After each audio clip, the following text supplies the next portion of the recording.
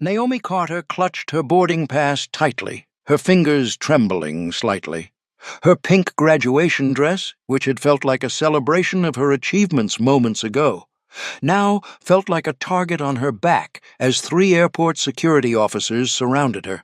All she wanted was to board her flight to the prestigious Hawthorne University's summer engineering program, a dream she had dedicated her entire life to achieving. Instead, she found herself in the center of a humiliating scene, accused of a crime she didn't commit.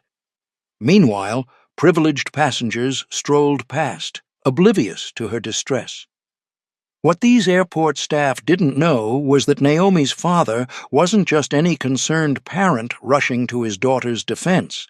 He was Judge Elijah Carter, a newly appointed federal judge whose ruling on airport discrimination cases was scheduled for the following week. This wasn't just about one teenage girl in a pink dress anymore.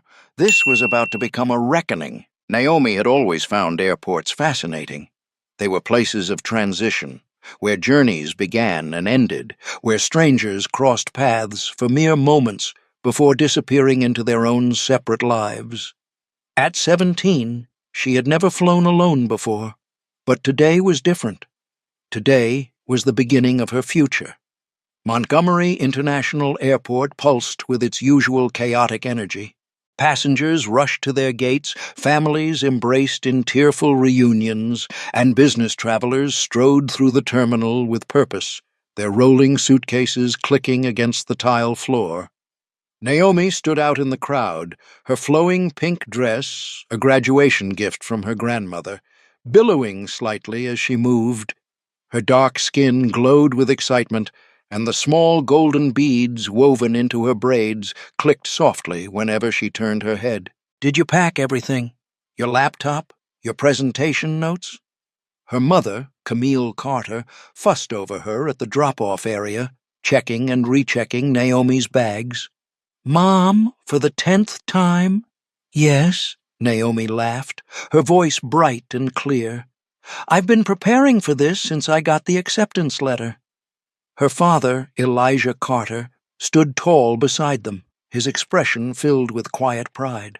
At 53, Elijah carried himself with the dignity of a man who had spent decades fighting for justice.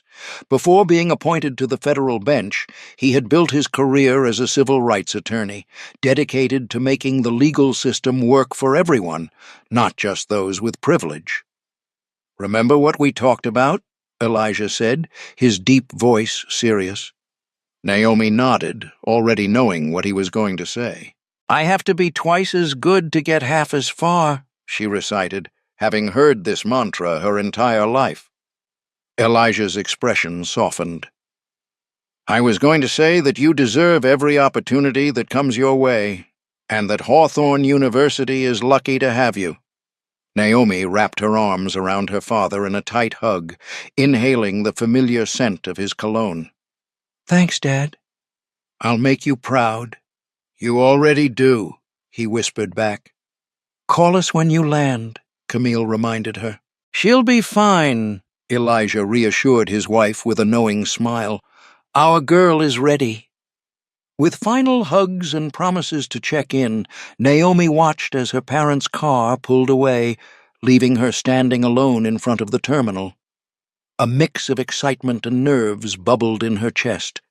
This was it, her first solo journey. At first, everything went smoothly. Check-in was quick, and Naomi felt a surge of confidence as she handed over her ID and received her boarding pass. The security line moved efficiently, and soon she was walking toward her gate, rolling her carry-on behind her while scrolling through congratulatory texts from friends. That's when she noticed the Hawthorne University hoodie. A young man around her age stood at a coffee kiosk, his sweatshirt instantly recognizable. Without thinking, Naomi approached him. "Excuse me," she said, "are you attending the summer engineering program too?" The young man turned, surprise flashing across his face before he smiled. "Yeah, you too?" "I am," Naomi said, offering her hand. "Naomi Carter." "Jordan Liu," he replied, shaking her hand. Nice to meet a fellow sufferer. I hear Professor Grant's robotics workshop is brutal. Naomi chuckled, immediately feeling at ease. Jordan explained that this would be his second summer at Hawthorne. His parents were both engineers who had met at the university as undergrads. There was something reassuring about meeting someone headed to the same place. Naomi felt her nerves begin to settle. "So, what's your focus?" Jordan asked. "Biomechanical engineering," Naomi replied. "I'm working on prosthetic designs that respond to neural stimuli, or at least that's the goal." Jordan's eyebrows shot up. "That's graduate-level work?" Naomi shrugged, trying to act casual despite the pride swelling in her chest. "I've been building things since I was little. My dad used to joke that I took apart more appliances than he could afford to replace."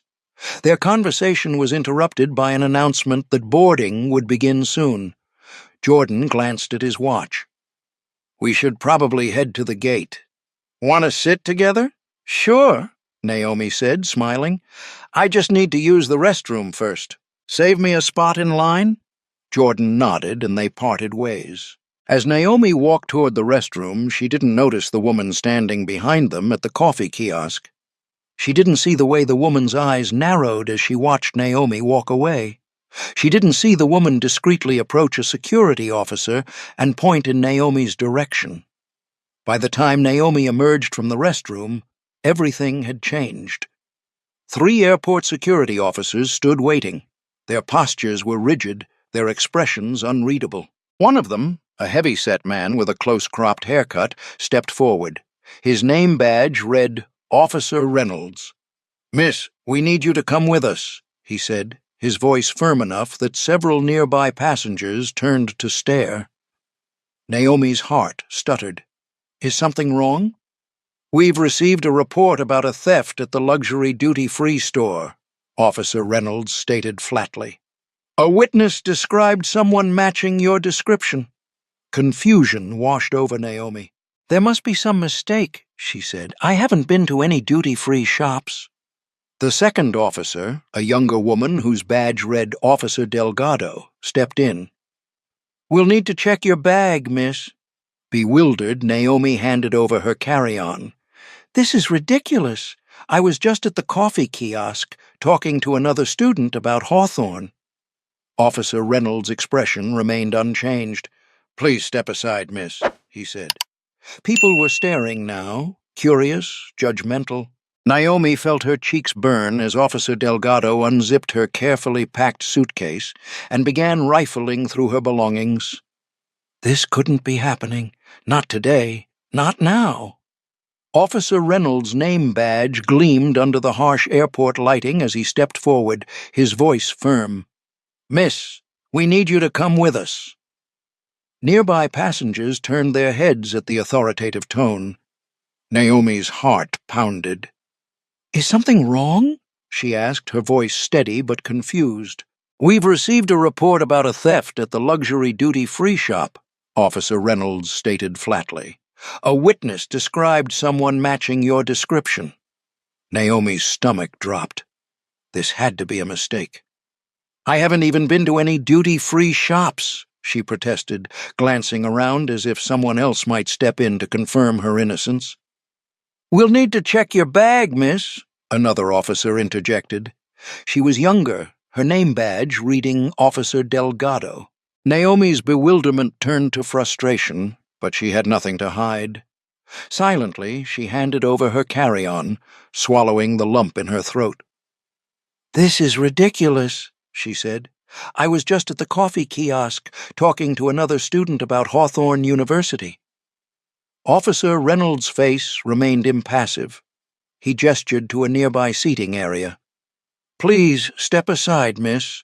Whispers spread among the onlookers, their gazes a mixture of curiosity and judgment. Naomi's face burned as Officer Delgado unzipped her neatly packed suitcase, rifling through her carefully folded clothes. This couldn't be happening. Not today, not now. Naomi forced herself to stay calm. "Officer, I'm about to miss my flight," she said, keeping her voice measured. "The Hawthorne summer program starts tomorrow. I have to be there." "This won't take long if you cooperate," Officer Reynolds said dismissively. From her suitcase, Officer Delgado pulled out a small velvet pouch. "What's this?" Naomi's breath caught in her throat. "That's my grandmother's necklace," she said quickly. "She gave it to me for graduation." Officer Delgado opened the pouch, revealing a delicate gold chain with a small diamond pendant. She exchanged glances with Reynolds. "Miss, do you have a receipt for this item?" Reynolds asked. "A receipt?" Naomi's frustration surged. "No, it was a gift. It's been in my family for generations." She exhaled sharply, forcing herself to remain composed. "Look, call my parents. They can verify everything." Reynolds didn't acknowledge her plea. "We'll need you to come with us to the security office while we sort this out. But my flight—" "You should have thought about that before," a third officer muttered, just loud enough for Naomi to hear. Her stomach churned. As they escorted her through the terminal, she caught sight of Jordan watching from the boarding line, his expression filled with concern. Humiliation crashed over her in waves. This wasn't just about missing her flight anymore. This was about being publicly treated like a criminal. The small, windowless security room was stifling. Naomi sat rigidly in an uncomfortable chair, her hands balled into fists on her lap. Officer Reynolds made calls while Delgado continued sifting through her belongings. The third officer, Officer Talbot, stood by the door, arms crossed, watching her with thinly veiled skepticism. Naomi inhaled deeply. "Please," she said, fighting to keep her voice from shaking. "Just call my father, Elijah Carter. He's a federal judge. He can clear this up." Talbot scoffed. "Sure he is." Naomi's jaw tightened. "I'm serious," she insisted. "Look him up if you don't believe me." Reynolds barely looked up from his computer. "Claiming your daddy is a federal judge isn't going to help your case," he said dryly. "We're waiting for confirmation from the duty-free about the stolen merchandise." Tears threatened, but Naomi refused to let them fall. She thought of her father, who had always taught her to stand tall, no matter how others tried to diminish her. Taking a steadying breath, she reached for her phone. "I'm calling my parents," she announced. "That's not—" Reynolds began. "Unless I'm under arrest," Naomi cut him off. "I have the right to make a phone call." A brief silence. Officer Delgado shrugged. "Let her call." With trembling fingers, Naomi dialed her father's number. The moment she heard his voice, steady, calm, unwavering, the dam broke. "Dad," she whispered, her voice cracking. "I need help." As Naomi explained the situation, she noticed something change. Reynolds had finally decided to run a search on Elijah Carter. She watched as his expression shifted, first from skepticism, then to something else. Uncertainty. "We'll be there in 20 minutes, Elijah assured her. "Stay calm and don't sign anything." The next hour passed in tense silence. Reynolds seemed less certain of himself now, occasionally glancing at Naomi with something almost like regret. A call came in from the duty-free shop. The stolen item was confirmed to be a gold bracelet, not a necklace. Still, they refused to release her. The witness was quite certain, Reynolds stated, though his conviction wavered. Naomi exhaled slowly. "Did this witness happen to describe anything about me besides my skin color and my pink dress?" Delgado hesitated. For the first time, she looked uncomfortable. The atmosphere shifted the moment the door opened. Elijah Carter stepped in, his imposing 6'2" frame filling the small space. His impeccably tailored suit spoke of quiet authority, his presence radiating control. Behind him, Camille Carter entered, her expression a perfect balance of concern and simmering fury. "Naomi," Camille rushed to her daughter, wrapping her arms around her protectively. Elijah remained by the door, his gaze sweeping the room before landing on his daughter's open suitcase, its contents strewn carelessly across the table. His voice was calm but firm. "I'm Elijah Carter," he stated. "Would someone care to explain why my 17-year-old daughter has been detained, has missed her flight, and why her constitutional rights appear to have been violated?" Officer Reynolds stepped forward, his tone suddenly more diplomatic. "Your Honor, there was a report of theft, and your daughter matched the description provided by a witness." Judge Elijah Carter's expression remained unreadable. "And what exactly was this description?" he asked, though his voice suggested he already knew the answer. Reynolds hesitated before responding. "A young African-American female in a pink dress?" Elijah nodded slowly. "I see. And how many young African-American women in pink dresses might be in this airport at any given time? Did you detain all of them, or just my daughter?"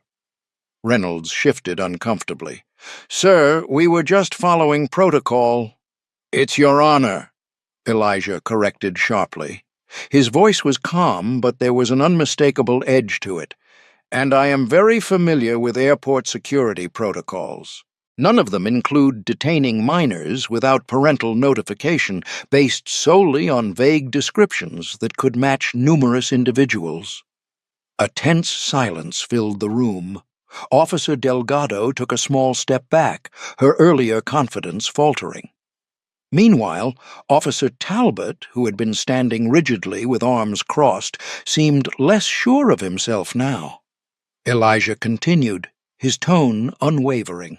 "Furthermore, I understand that the stolen item in question was a bracelet, while the jewelry you found in my daughter's possession is clearly a necklace, one that has been in her mother's family for 3 generations. Reynolds opened his mouth to respond. "Your Honor, we were just being thorough." "No," Elijah cut him off. His voice carried the weight of years spent fighting against injustice. "You were engaging in racial profiling, Officer Reynolds, and as someone with extensive experience in civil rights law, I can assure you that what happened here today will not go unaddressed." Naomi sat silently, her emotions a whirlwind of anger, relief, and admiration. This was the Elijah Carter that colleagues respected and opponents feared, measured, precise, and unwavering in his pursuit of justice. Elijah's voice remained firm as he continued. "My daughter has missed her flight to an important academic program because of this unfortunate incident. I expect the airport to arrange alternative transportation for her at no cost."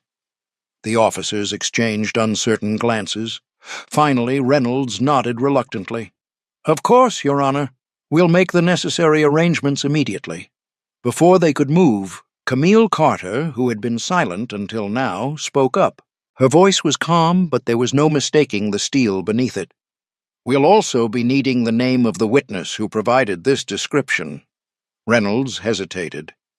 "Ma'am, we can't—" "You can and you will," Elijah interjected, his eyes locking onto Reynolds. "Or we can discuss it further with your superiors and the airport's legal counsel. Your choice."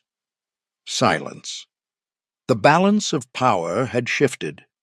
Officer Delgado looked away, clearly uneasy. Even Officer Talbot, who had been skeptical from the start, now seemed unsure. Naomi exhaled deeply and began repacking her suitcase, carefully folding her clothes and securing her grandmother's necklace in her purse. This time, she wouldn't let it out of her sight. As they prepared to leave, Elijah placed a gentle hand on Naomi's shoulder, his voice softer now. "Are you okay?" Naomi nodded, though the sting of humiliation still burned. "I'm just worried about missing orientation." "We'll get you there," Elijah promised. "And more importantly, we'll make sure this doesn't happen to anyone else." As they stepped out of the security office, Naomi was shocked to see Jordan Liu standing nearby, her carry-on luggage beside him. "Naomi!" he called out, relief evident on his face. You missed the flight, she said, realization dawning. I told them I wasn't getting on without knowing what happened to you, Jordan said simply. Fresh tears welled in Naomi's eyes, but this time they weren't from humiliation. You didn't have to do that, she whispered. Jordan shrugged. Future engineers stick together, right? Besides, I called my mom. She's friends with the program director. She explained the situation, and they're holding our spots. Camille smiled warmly at Jordan. Thank you for looking out for our daughter. It was the right thing to do, Jordan replied. As they walked toward the airline's customer service desk to arrange a new flight, Naomi noticed the stares from other passengers, some curious, others sympathetic, a few disapproving. But with her parents beside her and Jordan's unexpected show of allyship, those stares no longer had the same power over her. At the customer service desk, a middle-aged woman with a kind smile greeted them. Judge Carter, she said respectfully. I've been informed of the situation. We have 2 seats on the next flight to Cambridge, departing in 2 hours. First class, of course. Thank you, Beverly, Elijah replied. I appreciate your assistance. As Beverly printed the new boarding passes, Naomi noticed Officer Delgado approaching hesitantly. The young woman stopped a respectful distance away, her expression conflicted. Miss Carter, she said in a low voice, I just wanted to apologize for what happened. It wasn't right. Naomi studied Delgado's face, searching for sincerity. Thank you for saying that, Naomi replied after a beat. Delgado glanced nervously at Elijah before continuing. I should have questioned the process more, she admitted. I'm still new, but that's no excuse. Elijah regarded her thoughtfully.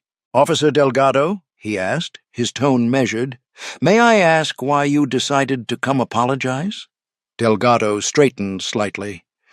Because my mother raised me better than to stay silent when I see something wrong, she said, her voice stronger now. Then, lowering it slightly, she added, and because this isn't the first time I've seen something like this happen. Elijah reached into his pocket and pulled out a business card, handing it to her. If you're ever willing to discuss those other incidents, he said, my door is open. Delgado nodded, accepting the card. As she walked away, Naomi felt something shift inside her. Not quite forgiveness, but something close to it. Maybe, just maybe, something good could come from this after all. As Officer Delgado nodded and returned to her duties, Naomi felt something she hadn't expected. Hope. For the first time since being surrounded by security, she saw a glimmer of possibility. Maybe, just maybe, something good could come from this. With 2 hours to go before their rescheduled flight, Naomi, Jordan, and her parents found a restaurant in the terminal to sit and regroup. As they waited for their food, Elijah's phone rang. He listened carefully, his expression growing serious. Yes, Senator, I appreciate your concern, he said, glancing at Camille. Naomi looked at her mother questioningly. Your father is scheduled to testify before the Senate Transportation Committee next week, Camille explained quietly. They're reviewing oversight of airport security practices. Naomi blinked. So, this happens all the time? Jordan, who had been listening, looked troubled. More than most people realize, Elijah said as he ended his call. He set his phone down and sighed. The difference is, most of the people who go through this don't have a federal judge for a father, or witnesses willing to miss their flights in solidarity. The table fell silent for a moment as their food arrived. As they ate, Naomi found herself thinking about how different this would have been if she didn't have her father's position to protect her. Finally, she spoke. You know what? She said suddenly. I think I want to record a video about what happened today. Camille looked concerned. Are you sure, honey? You don't have to relive this. I'm sure, Naomi said firmly. People need to know that this is still happening. even in 2025, and they need to know that they are not alone if it happens to them. Elijah studied his daughter for a long moment, then nodded, a hint of pride in his expression. "That's my girl." While they waited for their flight, Naomi sat in front of her phone camera. Jordan held the phone steady as she took a deep breath and pressed record. She spoke clearly, carefully choosing her words, sticking to the facts, but not shying away from how the experience had made her feel. "I'm one of the lucky ones," she concluded. "I had support, resources, and knowledge of my rights. But this shouldn't happen to anyone, regardless of who their parents are or how much they know about the law. If you're watching this from somewhere in the world, please share your own stories in the comments. Let me know where you're watching from. And if you want to follow what happens next, subscribe, because this isn't over. This is just the beginning of making sure airport staff and security everywhere understand that profiling has consequences." She ended the recording and exhaled. For now, she was just a teenager trying to turn an injustice into something meaningful. But soon, the world would be listening. As they gathered their belongings for boarding, Elijah's phone rang again. His expression darkened as he listened. "I understand," he said finally. "Yes, I'll be there." As he hung up, Camille gave him a questioning look. "That was the airport director," Elijah explained. "They've identified the witness who reported Naomi." Naomi tensed. "And?" Elijah exhaled sharply. "Apparently, she's been involved in several similar incidents, reporting young people of color for thefts that either never occurred or were committed by someone else entirely." Jordan frowned. "Why would someone do that?" he asked, genuinely bewildered. Elijah's gaze was steady. "Some people see danger where there is none, based solely on their own prejudices." Naomi swallowed hard. "The director has requested an emergency meeting with the security team tomorrow," Elijah continued. "They're asking if I'd be willing to address them." Naomi studied her father's face. "Are you going to do it?" she asked. Elijah's expression softened. "What do you think I should do?" Naomi considered the question carefully. "I think you should go," she said. "Not just as a judge, but as my dad. Make it personal for them." Elijah nodded, placing a reassuring hand on her shoulder. "That's exactly what I intend to do." As they boarded the plane and settled into the surprisingly spacious first-class cabin, Naomi felt a complicated mix of emotions. The humiliation and anger hadn't disappeared, but now something else had taken root. Determination. What had happened to her was wrong, but perhaps, for once, the wrong person had been targeted, because unlike many others who faced the same discrimination, Naomi had the platform and the support to make sure her story was heard. Her phone buzzed with a notification. Jordan had already uploaded the video. Comments were pouring in. People were sharing their own experiences, offering support, expressing outrage. This was how change began, Naomi realized, not with grand gestures, but with individual voices joining together until they became impossible to ignore. Jordan nudged her. "You okay?" Naomi glanced at him, then at the endless stream of comments appearing on her phone screen. She smiled, genuine for the first time since the ordeal began. "I will be," she said. A pause. "We all will be." As the plane took off, carrying her toward her future at Hawthorne University, Naomi made a silent promise to herself. She would excel in the engineering program, not just for herself, but for every person who had ever been told, explicitly or implicitly, that they didn't belong. And one day, she would use her skills to build something that would change the world. The Hawthorne University summer program was everything Naomi had hoped for, and more. Despite her delayed arrival, she quickly immersed herself in the rigorous coursework, finding comfort in the precise equations and intricate designs that had always fascinated her. Her biomechanical engineering project, a prosthetic arm designed to respond to neural impulses with unprecedented sensitivity, drew attention from professors and students alike. During the mid-program review, Professor Grant studied Naomi's prototype with admiration. "The calibration algorithm you've developed is remarkable," he said, nodding thoughtfully. "Have you considered applying for a patent?" Naomi blinked in surprise. "I hadn't, actually." "Do you think it's worth it?" "Without question," Professor Grant replied. "This could change lives, Miss Carter." The validation felt like a balm on the still raw wound of the airport incident. Here, in these labs, among future innovators, she was judged only by the quality of her work, exactly as it should be. Jordan had become a constant presence in Naomi's life at Hawthorne, both a trusted friend and a fierce advocate. He had a way of sensing when the weight of what had happened at the airport crept back into her thoughts, distracting her with terrible science puns or throwing out absurd engineering challenges. "Bet you can't build a functional catapult using only items from the dining hall," he challenged one evening when he caught her staring at her phone, reading yet another comment on her viral video. The challenge worked. Soon they were hunched over a table, debating the optimal tension for launching sugar packets across the room. By the time an amused custodian politely asked them to leave, Naomi was laughing, really laughing, for the first time in weeks. The heaviness momentarily lifted, but the incident wasn't forgotten.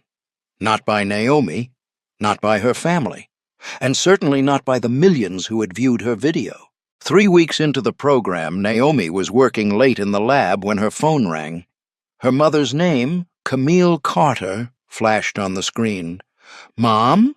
Naomi answered quickly. Her parents rarely called this late. "Hi, sweetheart?" Camille's voice was calm but tinged with excitement. "I don't want to distract you from your work, but your father testified before the Senate committee today." Naomi set down her soldering iron. "How did it go?" "He was magnificent," Camille said, pride evident in her tone. "He used your experience as an example, but he also brought data showing the disproportionate targeting of people of color in airport security screenings across the country." The committee seemed genuinely shocked. Naomi's heart pounded. What happens now? They're fast-tracking legislation for additional oversight and mandatory bias training for all TSA personnel, Camille explained. Naomi exhaled, trying to process the weight of it all. Her humiliation hadn't been in vain. There was more. CNN wants to interview both of you about the impact of your video and the upcoming legislation, Camille continued. They're calling it the pink dress effect. How one incident captured on video can spark real change. Naomi's throat tightened. "Dad would be better at that sort of thing alone," she admitted. "I'm not sure "He won't do it without you," Camille interrupted gently. "He says this is your story to tell, not his. But he understands if you're not comfortable." Naomi looked around the empty lab, at the prosthetic arm she had spent weeks perfecting. This was work that Professor Grant had called remarkable, work that could change lives, work she might never have had the chance to do if she had been just another anonymous victim of racial profiling, without a federal judge for a father, or a viral video to amplify her voice. "I'll do it," she said finally. "But I don't just want to talk about what happened. I want to talk about solutions, about the legislation, yes, but also about how technology could help address bias." "That's my girl," Camille said softly, echoing Elijah's words from the airport. As Naomi hung up, she turned back to her prototype with renewed focus, but her mind was already racing with new ideas. Not just for artificial limbs, but for systems that could identify and correct human biases before they caused harm. The next morning, Naomi was still thinking about these possibilities as she entered the lecture hall for Professor Lee's Advanced Algorithms class. Across the room, a familiar voice called out, "Carter!" Jordan waved her over to where he sat with a small group of students. "We saved you a seat. Did you finish the nightmare problem set?" Naomi slid into the empty chair. "Barely. I was working on my project until midnight, and then my mom called with news." Jordan raised an eyebrow. "Good news or bad news?" Across the table, Priya, another student in their study group, leaned in curiously. "Good, I think," Naomi replied. "My dad testified before the Senate about what happened at the airport. They're drafting new legislation." "We saw the news this morning," Jordan said, his expression serious. "Your dad was incredible, the way he laid out the—" "They're calling it the pink dress effect," Naomi said, still unsure how she felt about the phrase. "It fits," Priya remarked. "Sometimes it takes a symbol, like a pink dress, to make people pay attention to an issue that's been there all along." Naomi considered this for a moment. "I guess so." Jordan leaned forward. "CNN wants to interview both you and your dad. You have to do it. Your video has already done so much good. This could take it even further." Before Naomi could respond, Professor Lee entered, and the class fell silent. As the professor began discussing algorithmic bias and its real-world implications, Naomi found herself zoning out. Instead of taking lecture notes, she scribbled something entirely different. What if there was a way to use algorithms to detect bias in security screenings? What if data could reveal what human observation might miss or deny? By the time class ended, she had filled 3 pages with ideas and questions. For the first time since the airport incident, Naomi felt something new: excitement. A problem that needed solving. A system that could be improved. "Earth to Naomi." Jordan waved a hand in front of her face as students filed out. "You haven't heard a word I've said, have you?" Naomi looked up from her notes. "Sorry. I got distracted thinking about something." Jordan grinned. "That's your 'I'm about to invent something revolutionary' face. Want to share with the class?" Naomi hesitated before sliding her notes toward him. "It's just an idea. Probably impossible." Jordan scanned the pages, his expression growing serious. "This isn't impossible," he said finally. "Ambitious, yes, but not impossible." Naomi felt a small flutter of hope. "You think?" Jordan looked at her directly. "I know, and honestly, this could be even more important than your prosthetic design. And that's saying something." Priya, who had been listening in, leaned over. "Algorithmic bias detection for security systems?" she read aloud. "That's actually brilliant." "It's theoretical right now," Naomi cautioned. "Then let's make it less theoretical," Jordan said. "The hackathon next weekend. We could use it as a starting point. Build a prototype, at least." Naomi's heart raced at the possibility. "You'd want to work on this with me? Are you kidding? It's the perfect project. Social impact, cutting-edge tech, and it builds on research I've already been doing in machine learning." He gave her a look. "If you want a partner, that is." Priya cleared her throat dramatically. "And what about a data scientist to help process those security patterns?" A smile spread across Naomi's face. The first genuine, unreserved smile since that day at the airport. "I think we just formed a team." The next week was a blur. Between classes and work on her prosthetic prototype, Naomi poured every spare moment into the new project.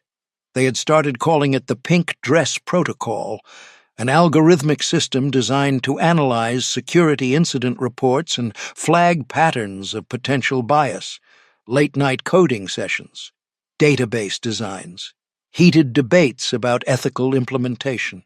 By the time the CNN interview approached, they had a preliminary model, something functional enough to show proof of concept. Sitting cross-legged on the floor of her dorm room, surrounded by printouts and graphs, Naomi's phone buzzed. It was a text from Elijah. "Arriving in Cambridge tomorrow morning. Proud of you, no matter what. A lump formed in her throat. Her father had always believed in her intelligence, her resilience, her ability to create change. And now, maybe for the first time, she was starting to believe it herself. The CNN studio was smaller than Naomi had imagined, but the lights were brighter, the makeup heavier, the nervous energy more palpable. Elijah sat beside her, radiating his usual calm, though Naomi noticed the way he tugged at his collar, a rare tell that even he felt the pressure of the moment. "Just be yourself," he advised quietly as a production assistant adjusted their microphones. "Your story is powerful because it's true. Don't try to polish it for television." Naomi nodded, smoothing the fabric of her dress. Deep blue this time, not pink. A conscious choice. She wouldn't be reduced to a symbol, not even one of her own making. The interview began predictably enough. The host recapped the airport incident and the viral video that followed. Elijah spoke eloquently about the legislative changes underway, his voice measured, even when describing the most egregious examples of racial profiling. Then the host turned to Naomi. "You were just trying to get to an engineering program at Hawthorne University when this happened. Has the experience changed your career plans?" Naomi took a deep breath. This was the opening she had been waiting for. "Actually, yes," she said. "But not in the way you might think." The host leaned forward, intrigued. "I'm still passionate about biomechanical engineering," Naomi explained. "But I've also started developing a system that uses artificial intelligence to identify patterns of bias in security procedures." The host raised an eyebrow. "Can you explain how that would work?" Naomi nodded, leaning into the subject. "Security incidents generate data," she said. "Who gets stopped? For what reason? Based on what description? And with what outcome? When this data is analyzed holistically, patterns emerge." She paused, then continued. "For instance, if people of color are being stopped based on vague descriptions at significantly higher rates than white passengers, but those stops rarely result in finding actual contraband. Your algorithm would identify these patterns?" the host asked, clearly intrigued. Naomi nodded. "It would flag statistical anomalies and force accountability, because data doesn't lie, even when people might." The host's expression shifted to one of genuine surprise. "That's remarkable. And you developed this since the airport incident?" "With help," Naomi acknowledged. "My classmates and I created a working prototype, and we're hoping to partner with airports willing to pilot the program." The host turned to Judge Carter. "Judge Carter, what do you think of your daughter's innovation?" Elijah's eyes shone with unmistakable pride. "I think it exemplifies something I've always believed, that the most powerful response to injustice isn't just outrage, it's action. Naomi has taken something painful and turned it into something that could help countless others. That's extraordinary by any measure." Naomi listened, her heart swelling. Her father had always believed in her intelligence, but this was different. This was acknowledgement of her resilience, her determination, her ability to create change. As they stepped out of the CNN studio, Elijah's phone rang. He glanced at the screen and raised an eyebrow before answering. "Director Phillips." "Yes, she's right here with me." Elijah mouthed the words, "TSA Director," as he handed Naomi the phone. Her breath caught. "Hello, Miss Carter." The director's voice was crisp, but not unfriendly. "I just watched your interview. This algorithm you've developed, is it ready for a real-world test?" Naomi's heart skipped a beat. "We have a working prototype," she said carefully. "It would need refinement for implementation, but the framework is solid." The director didn't hesitate. "I'd like to meet with you and your team next week. We've been looking for solutions to address bias in our systems, and your approach is innovative." Naomi barely managed a thank you before the call ended. She turned to her father, still processing. "What did he say?" Elijah asked. Naomi exhaled. "He wants to meet about actually implementing our algorithm." Elijah's smile was gentle. "Of course he does. You made it happen." And suddenly, Naomi understood. She hadn't just been heard as a victim telling her story. She had been heard as a creator offering solutions. Her pink dress hadn't defined her after all.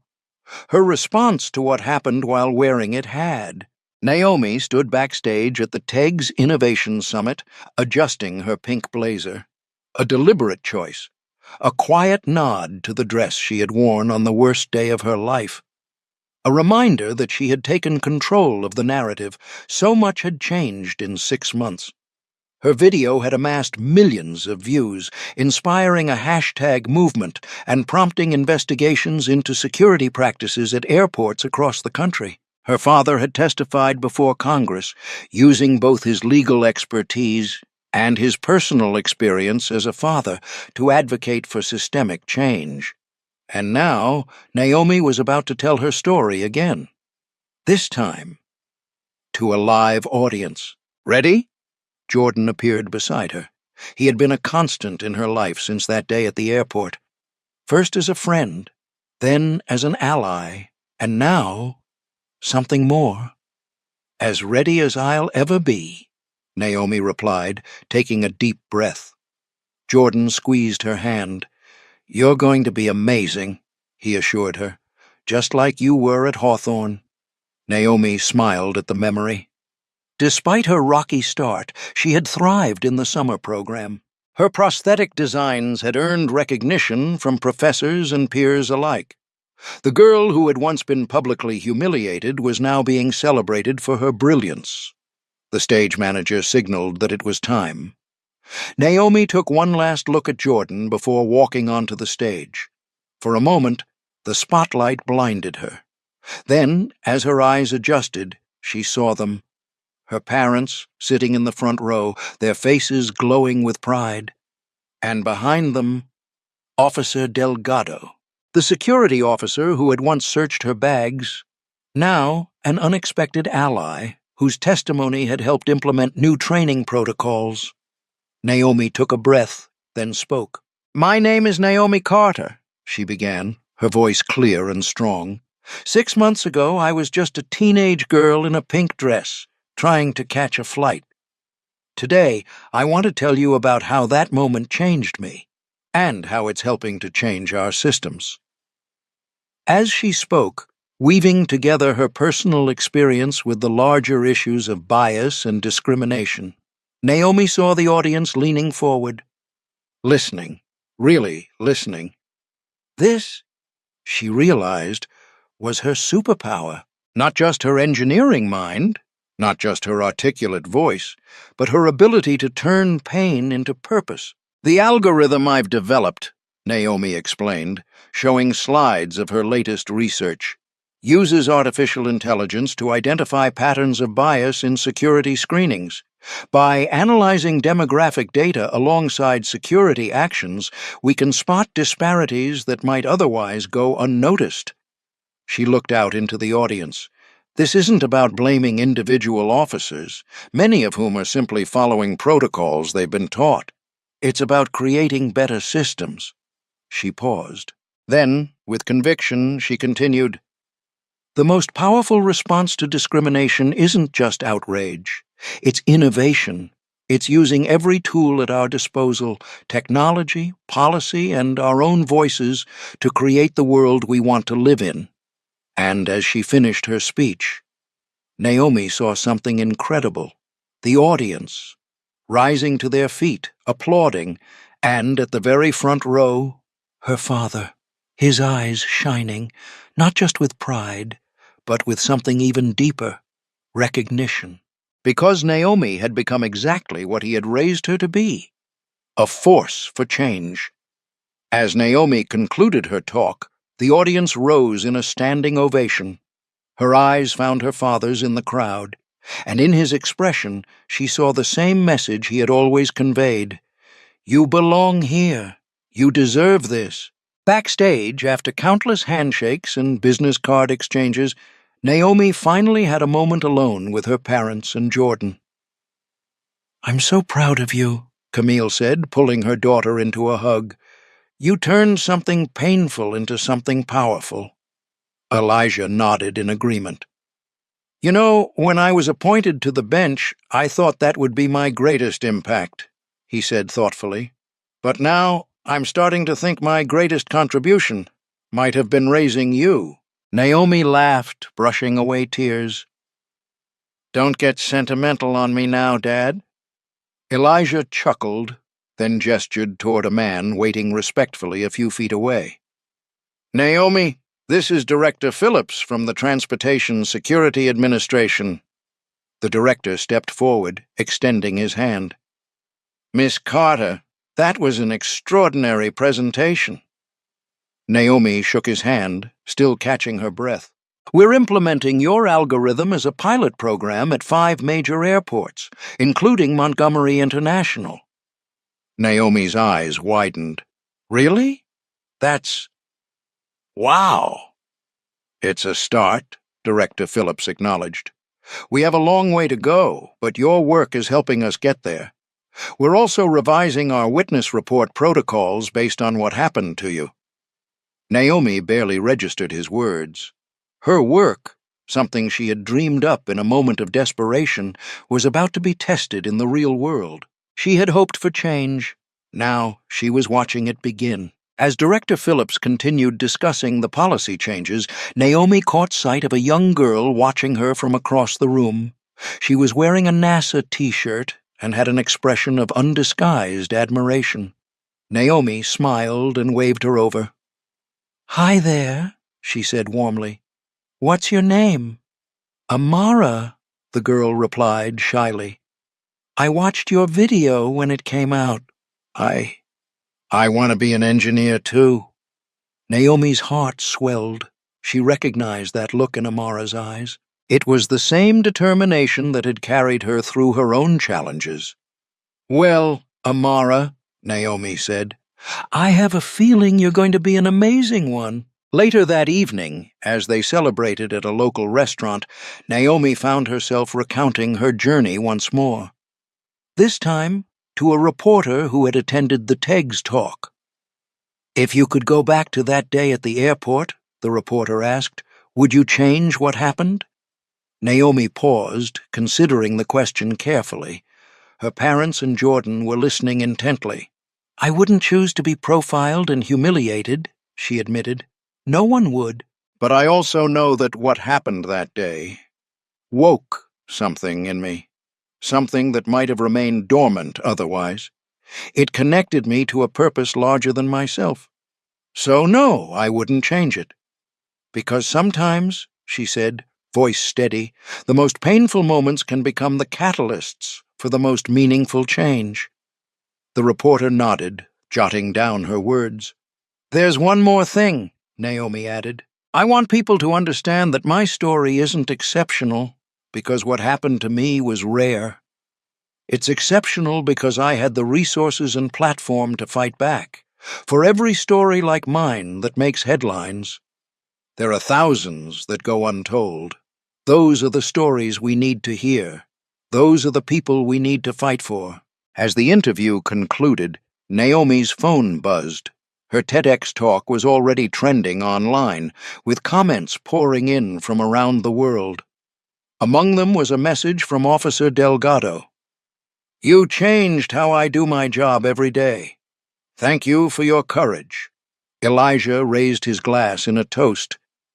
"To my remarkable daughter, who turned injustice into inspiration." Naomi lifted her own glass. "And to all those who haven't yet found their voice, may we create a world where they don't need to shout to be heard." As their glasses clinked, Naomi knew her journey was just beginning. 1 year after the incident, Naomi found herself back at Montgomery International Airport. This time, not as a passenger, but as a consultant. Her algorithm had already identified concerning patterns, leading to a comprehensive review of security practices. And today, She would present her findings to the airport's executive team. The conference room fell silent as Naomi entered, flanked by Director Phillips and her father, who had taken a rare day away from the bench to witness this moment. At 18 years old, Naomi was undoubtedly the youngest person in the room, but she carried herself with the confidence of someone who knew exactly why she belonged there. She connected her laptop to the projector, took a deep breath, and looked out at the room full of executives, policymakers, and airport officials. "Good morning," she began. "Thank you for the opportunity to share what we've learned over the past year," Naomi said, her voice steady as she stood before the room of executives.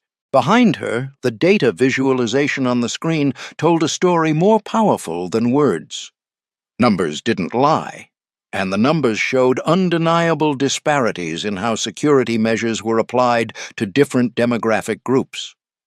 "In the terminal where my incident occurred," Naomi explained, highlighting a particular data set, passengers of color were 7 times more likely to be stopped based on witness reports than white passengers, despite representing less than 30% of total travelers. An older executive raised his hand. "Miss Carter, couldn't this simply reflect actual crime patterns?" Naomi had anticipated this question. "An excellent point, sir," she replied smoothly. "That's why we analyzed the outcomes of these stops as well." She clicked to the next slide. Of the passengers of color who were detained, less than 5% were found to have actually committed any offense. For white passengers, that number was nearly identical. She let the implications sink in. This suggests that the disparity lies not in who is committing offenses, but in who is being reported and stopped for them. The room fell silent. Executives exchanged glances. The data was undeniable. Naomi advanced to the next slide. "The good news," she continued, "is that since implementing the new witness report protocols 3 months ago, we've seen a 40% reduction in unsubstantiated stops, and security effectiveness has remained unchanged. More resources are now directed toward actual security threats, rather than false alarms." By the end of the presentation, even the initially skeptical executives were nodding. One by one, they acknowledged the need for further improvements. "Miss Carter," the airport director said as the meeting concluded, "your work has been invaluable. We'd like to extend your consulting contract for another year, with an option to implement your system at our partner airports internationally." Naomi glanced at her father, who gave an almost imperceptible nod of approval. His eyes shone with pride. "I'd be honored," Naomi replied, then added with a smile, "though I should mention that I'll need to work around my Hawthorne class schedule. I start as a freshman in the fall." As they left the conference room, Elijah placed a hand on her shoulder. "You know," he said, "when I was your age, I never could have imagined standing in a room like that, presenting to executives, changing policies." Naomi met his gaze. "Things are different now," she acknowledged, "because people like you are making them different." Elijah's expression softened. "Your grandfather would have been so proud." The mention of his father, a man who had marched alongside civil rights leaders, faced fire hoses and police dogs, and fought for a more just world, brought tears to Naomi's eyes. She had never met him, but his legacy had shaped her life in countless ways. "I wish he could have seen this," she said softly. Elijah squeezed her hand. "He can," he assured her. "Through you, his work continues." As they walked through the terminal, Naomi noticed something. A young black family was being hurried through security, without the extra screening that had once been so common. A small victory, but a meaningful one. Her phone buzzed. It was a text from Jordan, who was waiting to pick them up. How did it go? Naomi smiled as she typed her reply. "One step closer to the world we're fighting for." Because that was the truth she had discovered in the aftermath of that horrible day. Fighting for justice wasn't a single battle. It was a lifelong commitment, It was showing up day after day with data and determination. It was transforming systems from within, while simultaneously challenging them from the outside. And sometimes, just sometimes, it was a teenage girl in a pink dress, refusing to be silenced, and whose voice could echo far beyond the walls of an airport security office. As they approached the exit, Naomi spotted a familiar face, Officer Delgado, now promoted to training supervisor. She stood with a group of new security personnel, instructing them.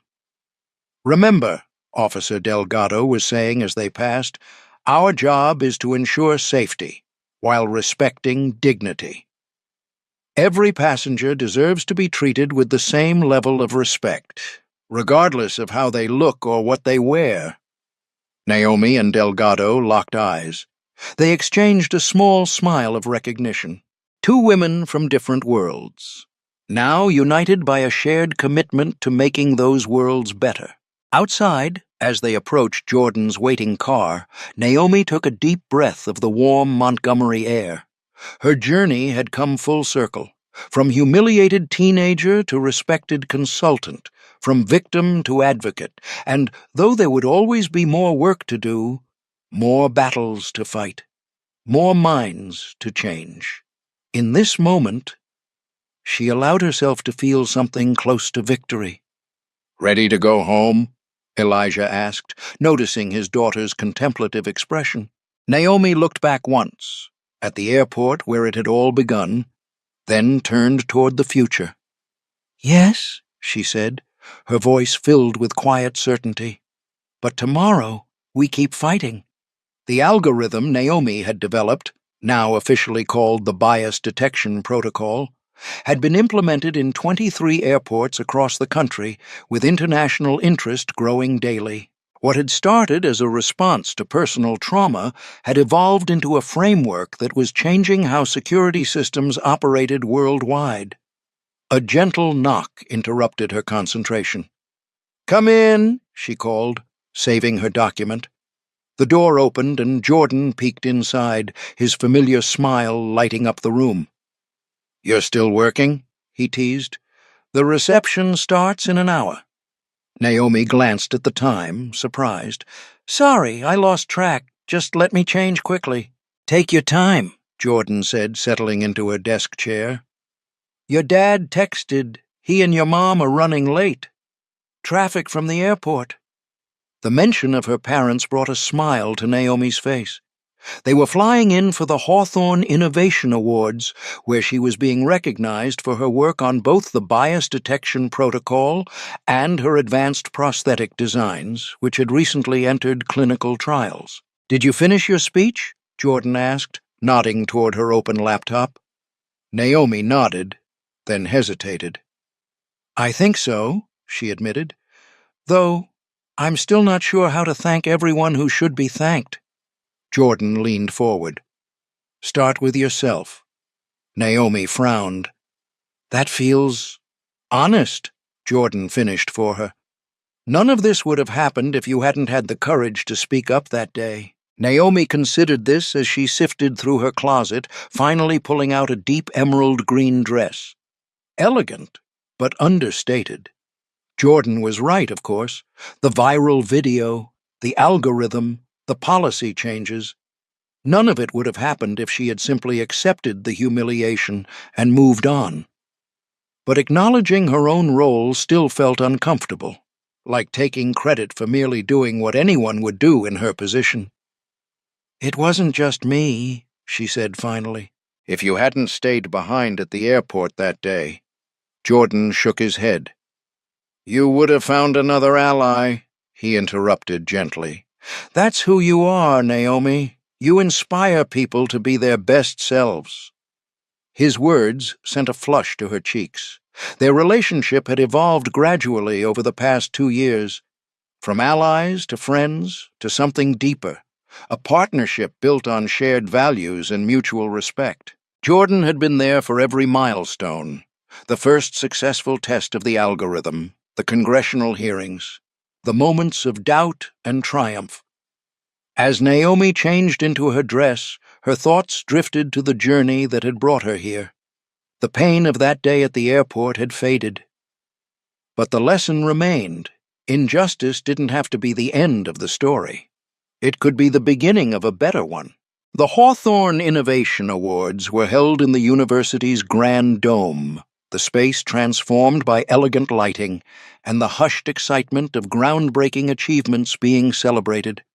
As Naomi entered with Jordan, she spotted her parents already waiting. Elijah, resplendent in his dress robes, had come directly from court. Camille, elegant in a navy blue suit, beamed. "There's our star," Camille said, pulling her daughter into a warm embrace. Elijah's hug was just as strong, though more reserved given the formal setting. "Proud doesn't begin to cover it," he murmured as they found their table. Naomi was surprised to see Director Phillips already seated, alongside a woman she didn't recognize. She was elegant, silver-haired, with the unmistakable bearing of someone accustomed to command. "Naomi," Director Phillips greeted her warmly. "May I introduce Dr. Alina Hargrove, the new Secretary of Homeland Security." Naomi's eyebrows raised as she shook the woman's hand. "It's an honor, Madam Secretary." Dr. Hargrove smiled. "The honor is mine," she replied, her voice rich and measured. "Your work has transformed how we think about security protocols across multiple agencies. I've been following your progress since the original incident." The casual mention of the incident momentarily transported Naomi back to that small security office, the humiliation of having her belongings searched, the disbelief on Officer Delgado's face when Elijah had arrived. How strange that a moment she had once wished to forget had now become a reference point for others, a before and after marker in the evolution of security practices. "Thank you," Naomi said simply, unsure what else to say. But Dr. Hargrove wasn't done. "I didn't just come to congratulate you," she continued as they took their seats. "I have a proposition." Naomi straightened. "We are forming a federal advisory committee on ethical technology and security," Dr. Hargrove explained, "and we need voices like yours, people who understand both the technical and human dimensions of these systems." Naomi blinked in surprise. "I'm still a sophomore," she said. Dr. Hargrove smiled. "And already changing the world. Think about it. We can discuss details after the ceremony." Before Naomi could respond, the lights dimmed and the program began. As various innovations were recognized, breakthroughs in sustainable energy, advancements in medical technology, revolutions in computing, Naomi found herself reflecting on the convergence of circumstances that had brought her to this moment.